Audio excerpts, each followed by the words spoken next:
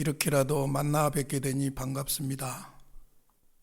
요즘 사회적 거리 두기가 우리의 철칙인데 사실 우리의 삶에 있어서 재앙이 다른 것이 재앙이 아니고 만나고 싶은 사람들 마음껏 만나지 못하고 접촉하지 못한 이것이 재앙이 아닌가, 하나님의 벌이 아닌가. 사람은 본래 하나님과 교제하고 이웃과 교제하면서 살 때에 생명력이 넘치게 돼 있고 거기서 나오는 에너지로 살아가게 되는데 이런 길을 다 막아놓고 있으니 코로나 바이러스가 저주인 것 같습니다. 이런 때 우리가 정말로 하나님과의 관계를 더 돈독히 함으로 이런 어려움들을 이겨낼 수 있기를 바라고, 특별히 방역에 앞장서서 애쓰는 당국과 무엇보다도 의료진에게 진심으로 감사를 드립니다. 끝까지 승리하시기를 바랍니다. 자, 오늘 하나님 말씀 보겠습니다. 창세기 35장입니다. 오늘은 창세기 35장 1절로 15절까지만 보겠습니다. 제가 읽어드리겠습니다. 하나님이 야곱에게 이르시되 일어나 베델로 올라가서 거기 거주하며 내가 내 형 에서의 낯을 피하여 도망하던 때에 내게 나타났던 하나님께 거기서 제단을 쌓으라 하신지라. 야곱이 이에 자기 집안 사람과 자기와 함께한 모든 자에게 이르되 너희 중에 있는 이방 신상들을 버리고 자신을 정결하게 하고 너희들의 의복을 바꾸어 입으라. 우리가 일어나 베델로 올라가자. 내 환난 날에 내게 응답하시며 내가 가는 길에서 나와 함께 하신 하나님께 내가 거기서 제단을 쌓으려 하노라 하매, 그들이 자기 손에 있는 모든 이방 신상들과 자기 귀에 있는 귀고리들을 야곱에게 주는지라.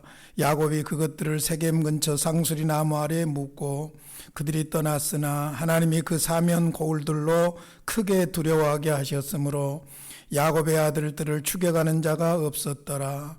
야곱과 그와 함께한 모든 사람이 가나안 땅 루스 곧 베델에 이르고 그가 거기서 제단을 쌓고 그곳을 엘베델이라 불렀으니 이는 그의 형 낯을 피할 때에 하나님이 거기서 그에게 나타나셨음이더라.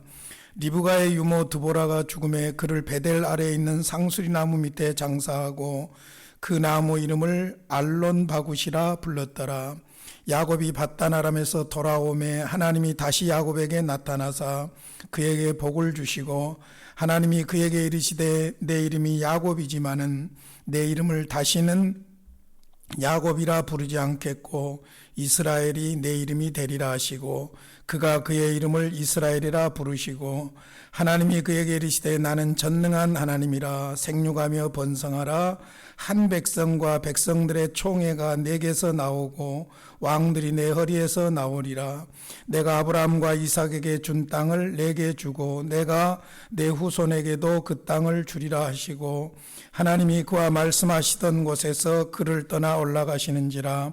야곱이 하나님이 자기와 말씀하시던 곳에 기둥 곧 돌기둥을 세우고 그 위에 전제물을 붓고 또 그 위에 기름을 붓고 하나님이 자기와 말씀하시던 곳의 이름을 베델이라 불렀더라. 아멘. 오늘 본문을 이야기해서 그동안의 야곱의 행적을 다시 한번 살펴보도록 하겠습니다. 외삼촌 라반의 집에서, 밧단 아람이죠, 라반의 집에서 도망을 나옵니다. 하나님께서 야곱에게 베델로 올라가라고 했기, 고향으로 가라고 했기 때문이죠. 그런데 야곱이 고향으로 돌아오는 길에 큰 장애물이 있었는데 그게 바로 에서지요. 얼마나 두려운 마음으로 기도하며 야복강에서 씨름하면서 에서의 큰 난제를 해결하게 됩니다. 하나님께서 에서의 마음을 녹여주셔서 해결이 된 것이죠. 그래서 이제 잠깐 숫곳에서 머물게 되는데 그 숫곳에서 잠깐 머무는 것까지는 좋았지만은 이제 숫곳에서 베델로 갔어야 돼요. 그런데 그곳으로 가지 않고 편리한 대로 자기 좋을 대로 세겜 땅을 선택하게 됩니다. 거기에서 약 10여 년의 세월을 보내게 되지요. 그러면서 거기에서 문제가 생기는데 지난주에 우리가 공부했던 34장입니다. 야곱의 딸 디나가 강간을 당하고 그것을 계기로 해서 야곱의 아들들이 복수국을 벌리고 그 복수국으로 인해서 이제 야곱과 그 가정이 멸문당할 수도 있는 엄청난 위기에 처하게 됩니다. 그것이 바로 지난 시간까지 우리가 공부했던 내용이지요. 제가 지난주에 여러분에게 이런 질문을 했어요. 야곱이 이 엄청난 어려움, 가정이 어쩌면 멸물당할 수도 있는 이 위기를 극복할까요? 못할까요? 또 한다면 어떻게 할까요? 그리고 제가 여러분에게 질문을 했었죠. 한번 우리 그 답을 찾아보도록 먼저 하겠습니다. 먼저 34장 30절 보십시오. 세겜에서 야곱이 얼마나 두려워하고 있는가 하는 모습이 잘 나타나 있지요. 34장 30절입니다. 야곱이 시므온과 레이에게 이르되 너희가 내게 화를 끼쳐 나로 하여금 이 땅의 주민 곧 가나안 족속과 브리스 족속에게 악취를 내게 하였도다. 나는 수가 적은즉 그들이 모여 나를 치고 나를 죽이리니 그러면 나와 내 집이 멸망하리라. 나와 내 집이 멸망하리라.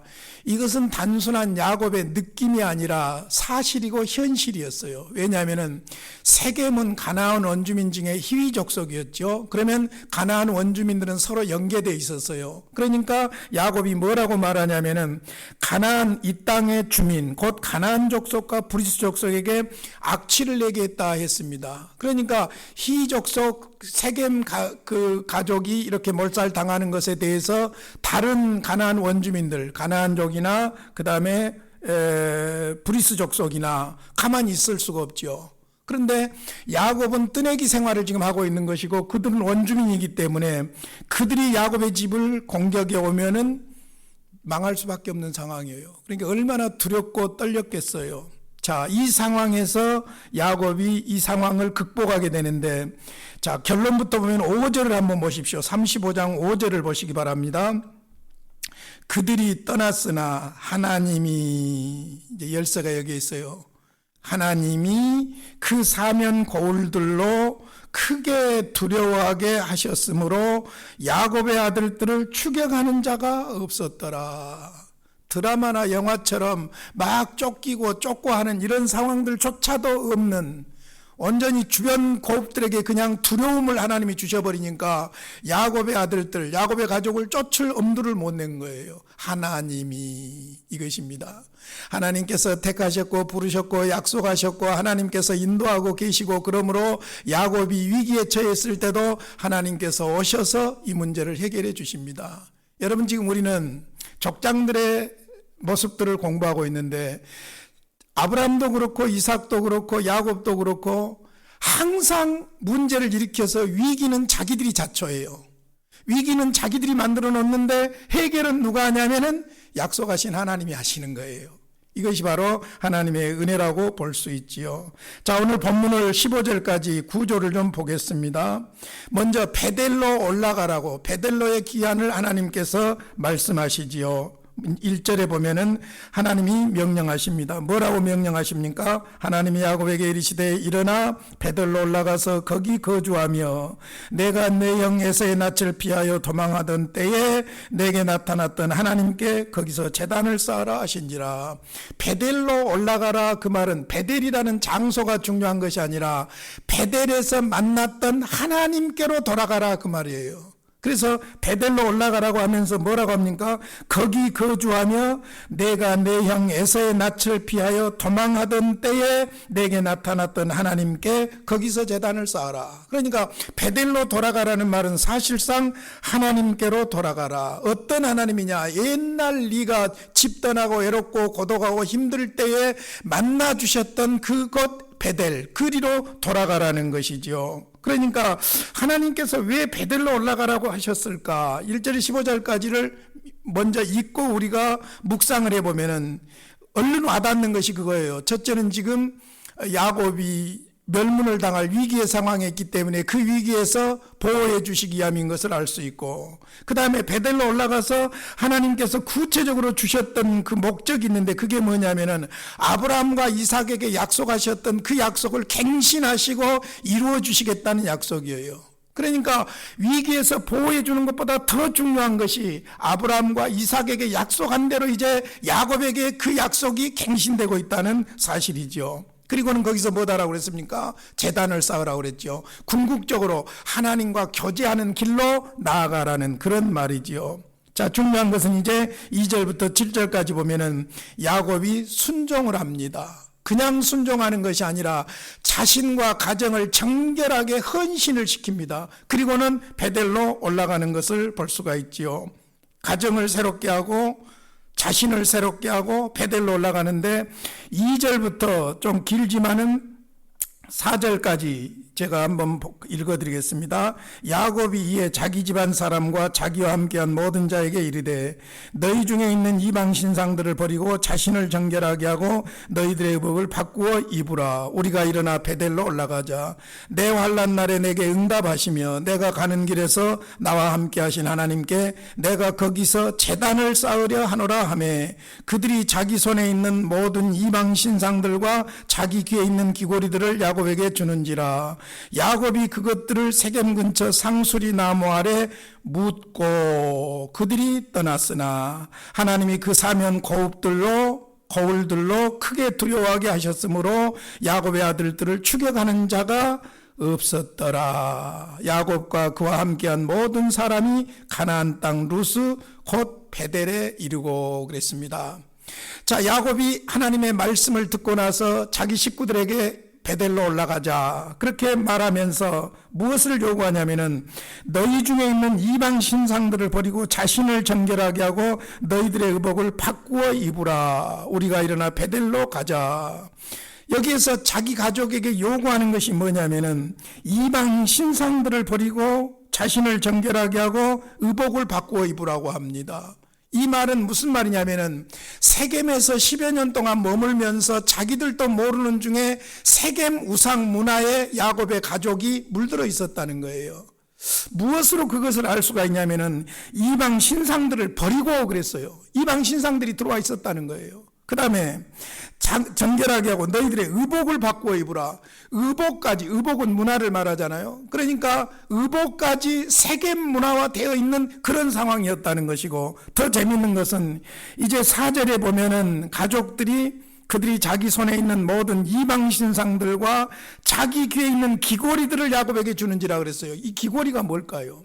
요즘처럼 멋내려고 하는 귀고리라든지 건강을 위한 귀고리라든지 그런 게 아니죠. 이것은 어떤 면에서 세겜에서 노력해온 노력물이라고도 볼 수 있고, 이 귀고리는 단순한 장식용이 아니라 종교적인 거예요. 그러니까 10여 년 동안 살면서 하나님만을 섬겨야 될 야곱의 집안이 세겜이라는 가나안 원주민들의 이방 문화, 그 종교에 많이 물들어 있었다는 거예요. 자, 그것을 이제 온 가족이 어떻게 합니까? 야곱에게 가져오니까 야곱이 그것들을 상수리 나무 아래다 묻었다 그랬어요. 나는 묻었단 말이 가슴에 와닿았어요. 어떤 면에서 지금 10여 년 동안 세겜에서 잘못 살고 있던 우상을 숭배하던 모든 삶을 정리하고 과거를 묻었다는 거예요. 그리고는 어떻게 합니까? 새롭게 출발해서 베델로 올라갔던 것을 볼 수 있습니다. 그러니까 1절에서 하나님은 베델로 올라가라고 말씀하시고 하나님께로 돌아가라는 말이죠. 2절부터 7절까지 이제 야곱은 하나님의 말씀대로 순종하여 베델로 올라갔습니다. 그리고 구조적으로 보면 8절에 보면 리브가의 유모였던 드보라가 죽어서 장사를 지냅니다. 지금 9세대가 지나가고 있음을 볼 수 있어요. 사실 창세기 35장이 야곱의 생애의 클라이막스 절정입니다. 이제 36장부터는 야곱이 주인공이 아니라 야곱의 아들들이 나오는 것을 볼 수 있어요. 야곱의 아들들이 주축을 이루고 있는 것을 볼 수 있죠. 그러니까 한 세대가 지금 가고 있다는 것을 나레이터를 통해서 나레이션으로 말해주고 있다고 볼 수 있죠. 그리고 나서 이제 9절부터 13절까지 하나님이 나타나셔서 아브라함에게 주셨던 언약, 이삭에게 주셨던 언약을 야곱에게 그대로 갱신하고 확인시켜 주는 것을 볼 수 있지요. 이에 이제 감사하고 돌기둥을 세우고 베델의 이름을 새롭게 하면서 감사 제단을 쌓습니다. 이것이 바로 하나님을 만난 사람들의 반응이라고 볼 수 있지요. 자, 여기에서 이제 중요한 것은 특징이에요. 위기 때마다 찾아오신 하나님이십니다. 여러분, 야곱도 그랬잖아요. 아브라함도 그랬잖아요. 아브라함도 조카 롯하고 헤어졌을 때 너무너무 애로울 때 13장이죠. 창세기 13장 14절 하나님께서 친히 찾아오셔서 눈을 들어 동서남북을 봐라. 다 이 땅을 너에게 주겠다고 하나님께서 위로해 주시죠.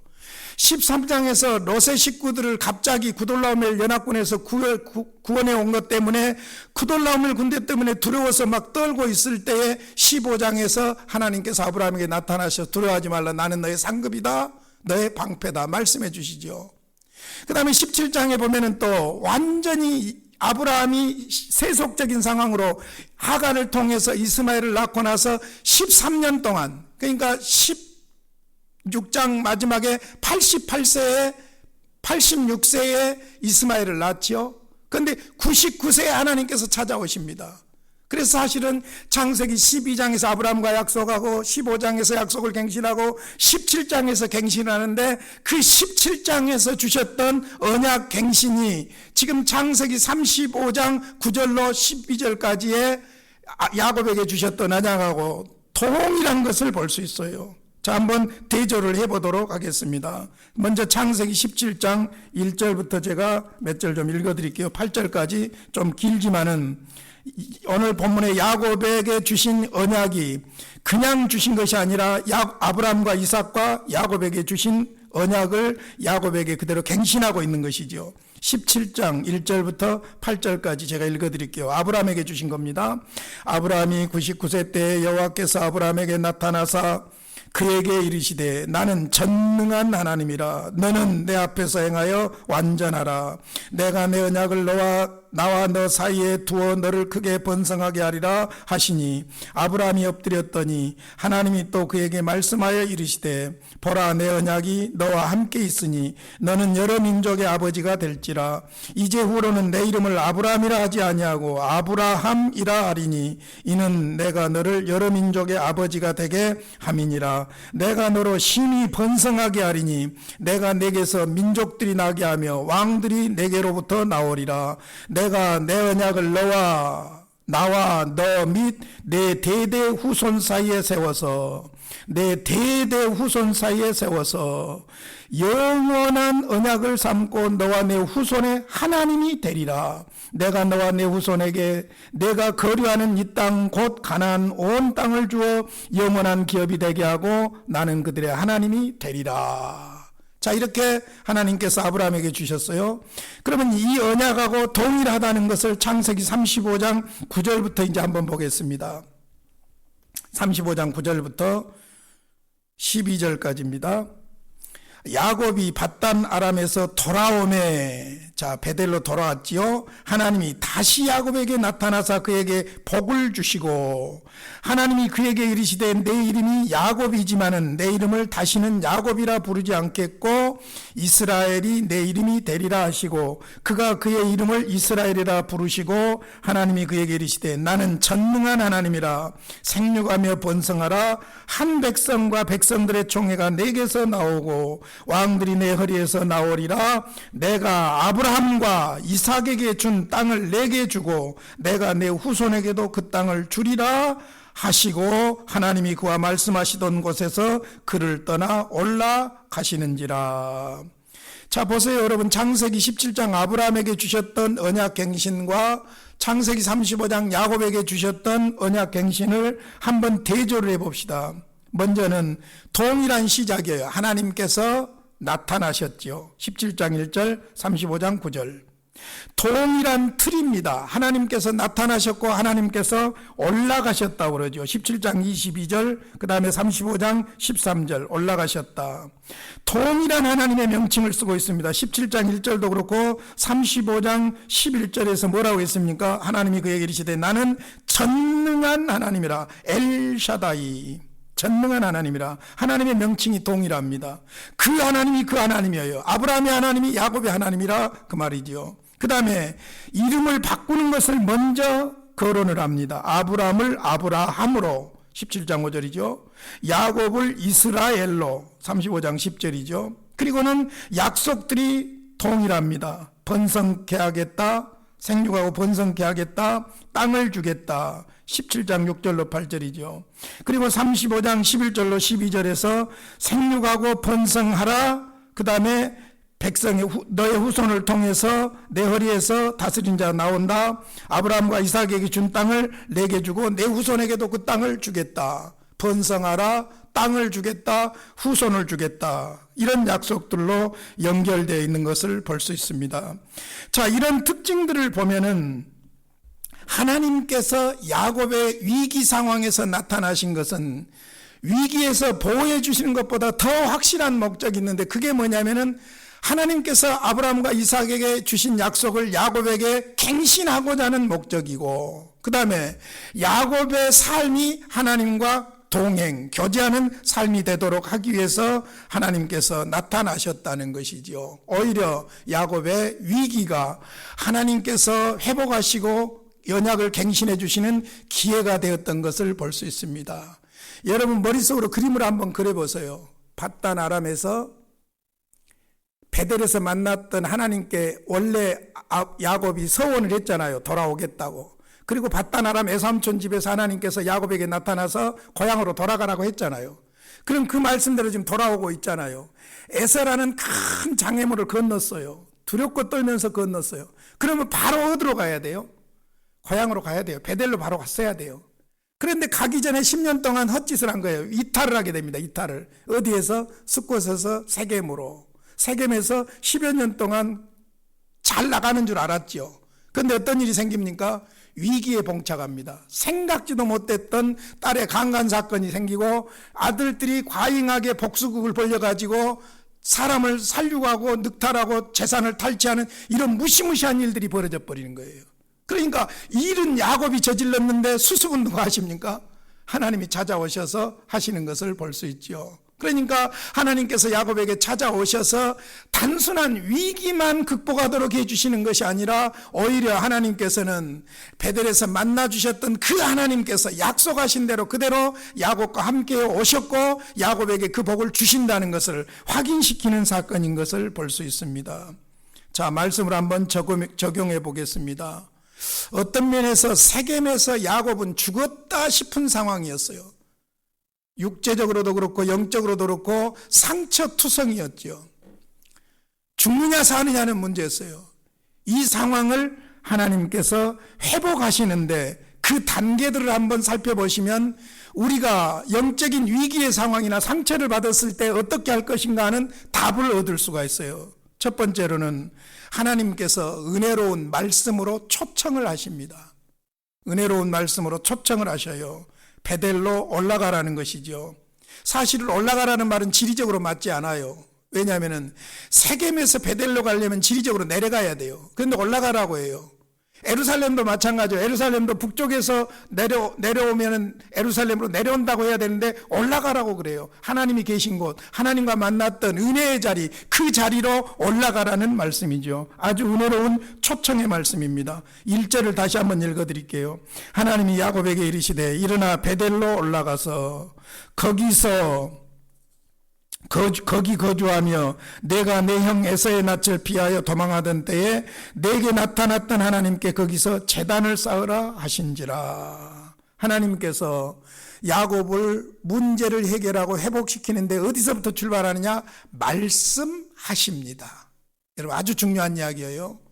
우리가 신앙의 위기나 어려움이 있을 때 먼저 어디로 가야 되냐면은 하나님의 말씀으로 가야 돼요. 하나님은 말씀을 통해서 위기를 당하고 상처 입은 우리를 은혜로 초청해 주시는 줄로 믿습니다. 자, 그렇게 말씀해 주셨을 때에 야곱의 태도입니다. 2절로 4절에 보면은 야곱이 말씀대로 순종하지요.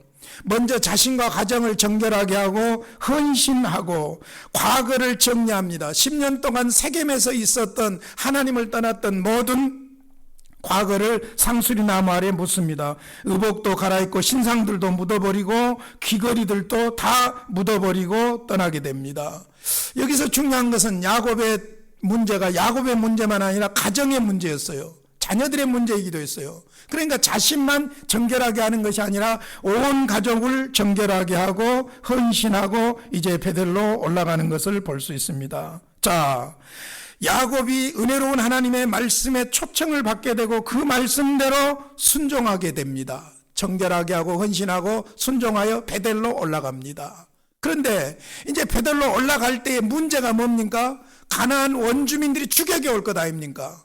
그러면 전쟁은 벌어지고 그러면 수가적은 야곱의 집안은 멸문을 당할 수도 있는 것 아니겠습니까? 그런데 놀라운 사실은 서두에 제가 말씀드렸던 5절입니다. 가나안 원주민들의 복수를 면하게 해주시죠. 은혜로운 초청에 말씀이 있었고 말씀대로 순종하는데 그냥 순종이 아니라 정결하게 하고 헌신하면서 순종을 했더니 기적적인 하나님의 보호가 있었다는 겁니다. 기적적인 하나님의 보호.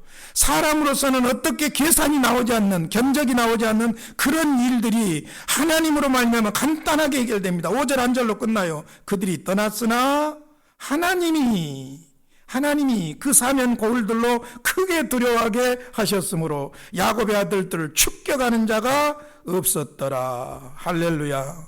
이것이 하나님의 은혜인 줄로 믿습니다. 하나님이 하시고자 하시면 엄청난 사건도 아무것도 아닐 수 있어요. 그러나 하나님 없이 우리가 스스로 잔꾀를 부리면서 문제를 해결하려고 하면은 오히려 아무것도 아닌 문제가 우리의 삶을 고달프게 만들 수 있고 심지어는 죽음에 이르게 할 수도 있다는 것이죠. 기적적인 하나님의 보호의 단계입니다. 그게 5절로 7절이죠. 자, 그랬더니 이제 9절부터 15절까지는 하나님께서 다시 나타나셔서 축복을 해 주시죠. 이것이 바로 언약갱신이에요. 먼저 계명, 이름을 바꾸어 주신 것을 다시 확인을 하죠. 10절에 이것은 야곱의 정체성을 확인시켜 주는 거예요. 더 이상 야곱 사기꾼, 속이는 자, 투쟁하는 자가 아니라 이제는 하나님과 함께하는 하나님의 백성이라는 의미죠. 그래서 이스라엘로 계명을 해주신 사건을 상기시킵니다. 그리고 11절에 생육하고 번성하라고 하고 12절에 땅을 주시겠다고 합니다. 후손과 땅을 주시겠다고 합니다. 그래서 이 약속대로 아브라함과 이삭과 야곱의 후손으로 오신 예수 그리스도로 말미암아 구원이 이루어지는 것을 볼 수 있죠. 14절로 15절에 야곱은 이제 감사의 제단을, 돌제단을 쌓고 하나님 앞에 제단을 쌓습니다. 이것이 바로 하나님을 만난 사람들의 반응인 줄로 믿습니다. 감사와 헌신이에요. 여러분, 예배라는 것이요, 예배라는 것이 그 근본 중심이 무엇이냐면은 나를 찾아와 주시고 그보다 더 먼저는 선택해 주시고 찾아와 주시고 구원해 주시고 삶의 상황들에서 만나서 역사해 주셨던 하나님의 은혜를 기억하면서 하나님 앞에 감사하는 것이 예배예요. 그러니까 사실 우리 그 미신적인 종교의 예배는 뭐냐면은 내가 그냥 복을 받으려고 하는 것이지요. 근데 우리 기독교 예배는 그게 아니고 나를 택해 주시고 불러 주시고 구원해 주시고 내 삶의 과정에서 역사해 주셨던 하나님의 은혜를 기억하면서 감사하는 거예요. 감사. 그래서 감사 찬송. 그래서 감사기도. 감사해서 선한 일을 하고 감사해서 착하게 살고 이것이 바로 우리의 예배라고 볼 수가 있는 것이죠. 그래서 우리가 예배에서 감사가 빠지면, 은혜가 약해지면 감사가 빠지고 감사가 빠지면 기독교 예배가 아닌 거예요. 그러니까 항상 우리는 이 은혜를 기억해야 될 줄로 믿습니다. 말씀을 마치겠습니다. 어려울수록 하나님께로 돌아가야 돼요. 어려울수록 하나님께로, 내게 나타났던 하나님, 그 은혜의 하나님께로 돌아가는 것이죠. 그래서 밧단 아람에서 돌아왔을 때 하나님께서 언약을 갱신해 주셨던 것을 볼 수 있습니다. 어떻게 하나님께로 돌아갈까요? 하나님의 말씀을 들어야 됩니다. 말씀을 들어야 돼요. 그냥 귀로 듣는 것이 아니라 마음으로, 영으로 들어야 돼요. 그리고 그 말씀대로 순종하는데, 순종할 때 중요한 것이 뭐냐면은 내 안에 하나님보다 더 사랑하는, 하나님이 아닌 것을 하나님으로 섬기고 있는 우상을 제거하는 것이 필요하고, 그리고 우리가 하나님께로 돌아갈 때는 항상 하나님의 약속의 말씀을 믿어야 돼요. 하나님은 약속하신 대로 이루시는 하나님이신 줄로 믿습니다. 이리하여 우여곡절 많고 파란만장한 야곱의 생애가 멋있게 베델에서 마무리되어져 가고 있는 것을 볼 수 있습니다. 여러분, 어떤 면에서 보면은요, 매우 인간적인 모습을 보여주는 사람이 야곱이에요. 그럼에도 불구하고 하나님은 야곱을 선택하셨고 야곱을 만나주셨고 약속해 주셨고 약속하신 대로 야곱을 멋있게 마무리해 주고 있는 것을 볼 수 있습니다. 인생은 마무리가 좋아야 돼요. 그런데 내가 어떻게 내 힘으로만 마무리할 수가 없는 거예요. 나를 택하시고 부르시고 구원하신 하나님께서 야곱 같은 나를 야곱처럼 멋있게 아름답게 마무리해 주실 줄로 믿습니다. 하나님의 은혜가 우리를 승리하게 하실 줄로 믿습니다. 그러므로 다만 우리는 약속의 말씀을 붙잡고 믿음으로 승리하시기를 주님의 이름으로 축원합니다. 기도하겠습니다. 고마우신 아버지, 야곱이 저지른 실수로 인하여, 이탈로 인하여 야곱이 고난을 당하게 됐지만 하나님께서는 야곱에게 찾아오셨고 말씀해 주시고 오히려 그 위기를 복의 기회로 삼아 주시고 보호해 주시며 기적적으로 보호해 주실 뿐만 아니라 그보다 더 중요한 아브라함과 이삭에게 주셨던 약속을 야곱에게 갱신해 주심으로 야곱의 생애가 멋있게 마무리되어 갈 수 있도록 도와주시니 감사합니다. 하나님, 우리에게 베푸신 지난날의 무수한 은혜들의 감사를 드립니다. 하오나 우리의 남은 삶도 나는 나를 믿을 수가 없습니다. 주여 불쌍히 여겨 주시옵시고 은혜로 매 순간순간마다 붙드시고 내가 어떻게 할 수 없을 때는 하나님 기적적으로 나를 바로 세워주시고 잘못된 길에서는 늘 돌아서도록 도와주시옵소서. 예수님의 이름으로 기도하옵나이다. 아멘.